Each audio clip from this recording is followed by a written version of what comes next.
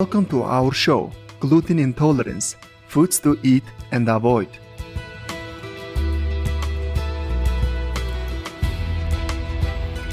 Many studies have shown that gluten can elicit pathogenic immune responses and hypersensitivity reactions in susceptible individuals.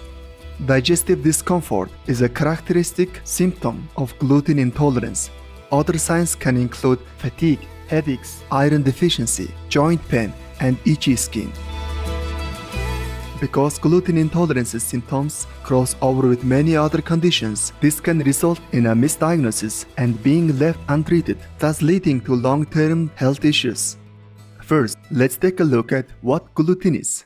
Gluten is a collective name for the proteins found in some grains like wheat, barley, and rye. It originates from Latin and means glue. Try to picture when wheat flour mixes with water. The gluten proteins develop a glue-like property which can make the dough elastic and create a soft, chewy texture like that found in pizza or baked goods like bread.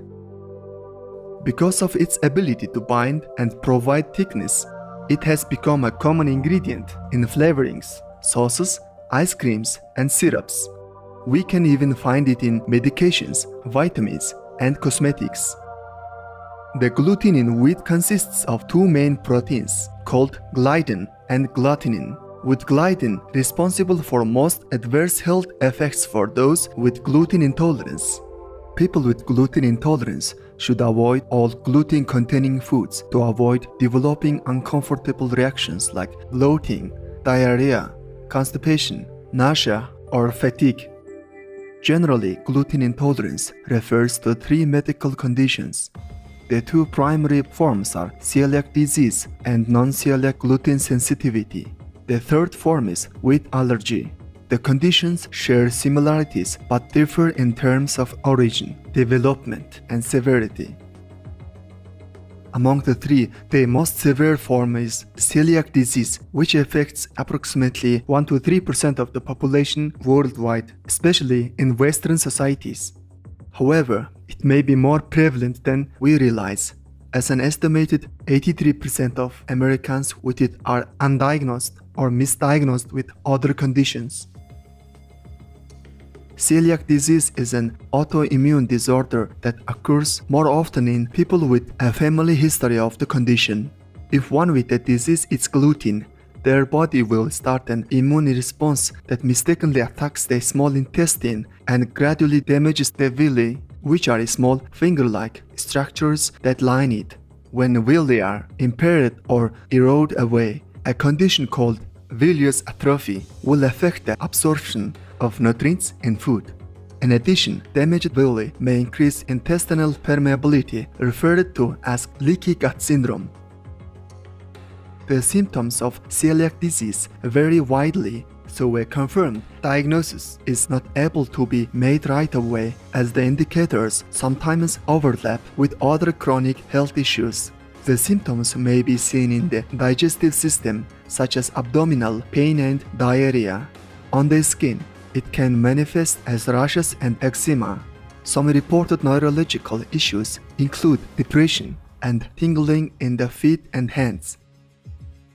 Fatigue, weight loss, and headache are also among the reported signs. Early diagnosis of celiac disease is important, as it might have complications if untreated, such as malnutrition, osteoporosis, infertility, miscarriage, or even cancer in rare cases. Children with celiac disease are more likely to have digestive problems. Another important concern in youngsters with the condition is that malnutrition might result in other health issues, such as short stature, delayed puberty, attention deficit hyperactivity disorder, or ADHD, anemia, etc. As celiac disease is inherited, it's suggested to be tested if your first-degree family member develops it. It can be diagnosed by blood testing for specific antibodies and confirmed by an intestinal biopsy. The second condition is wheat allergy, which we will cover later. The third condition is non-celiac gluten sensitivity. It is more frequent in adult females. It shares common signs with celiac disease except for intestinal damage and permeability. Indicators normally appear hours or days after eating gluten. Wheat is among the top 8 food allergens in the United States. Wheat allergy is an immune response to any of the proteins, such as gluten, found in wheat. It's more common in children, but around 65% of youth could outgrow the allergy by the age of 12. Common symptoms include swelling and itching of the mouth or throat, hives, and skin rashes. The onset can range from minutes to hours after eating wheat. In some cases, a severe allergic reaction called anaphylaxis can occur.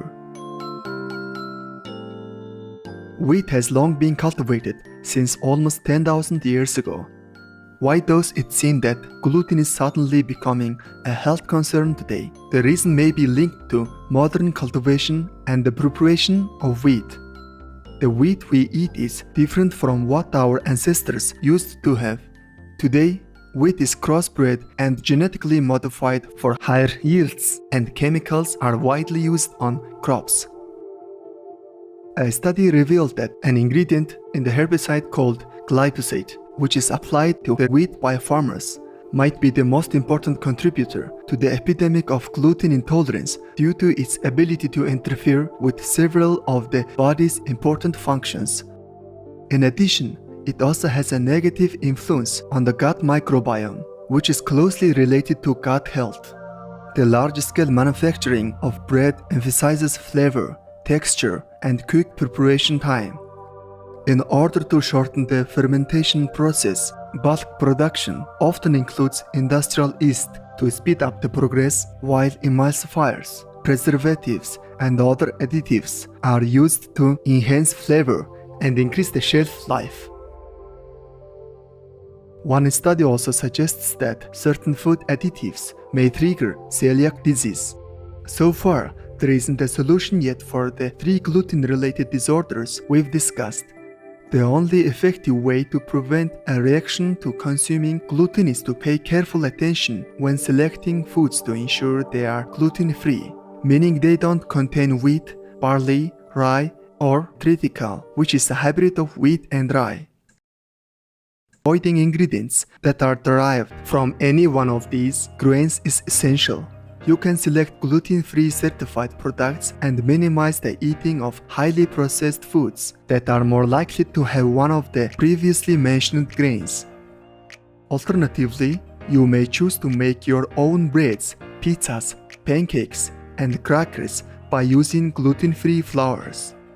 Some gluten-free grains and seeds include rice, amaranth, buckwheat, chia, quinoa, flax, and millet.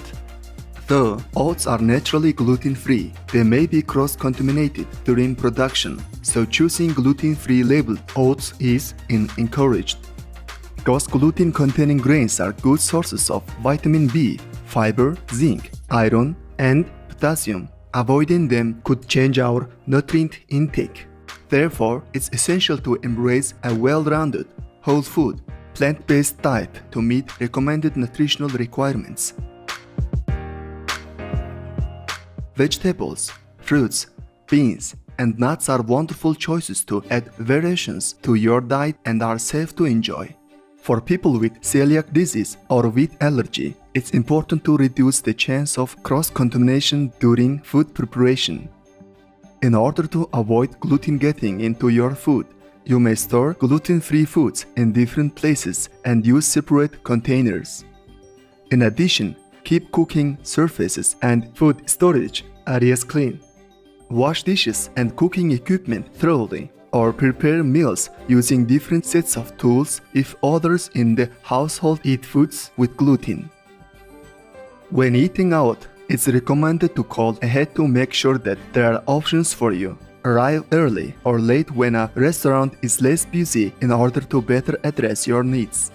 Carrying index cards to clearly show the staff what you can and cannot eat is also a good idea. Apart from taking preventive measures, focusing on the care of the bacteria in the gut could bring extra support. Research shows that gut microbes can stop certain food allergies by maintaining the integrity of the intestinal barrier. Though this theory is still being explored, it draws attention to the potential of a health-promoting gut microbiome.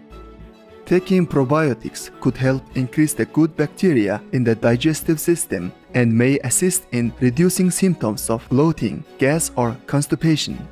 Adopting a healthy lifestyle, such as eating a fiber-rich vegan diet, avoiding sugar-sweetened beverages and foods, managing stress in a positive way, and making contact with nature can all be beneficial in creating an optimal gut environment.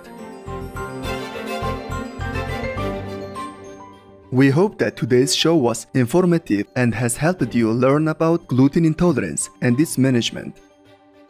May you and all your loved ones be free of this condition and enjoy robust health every day.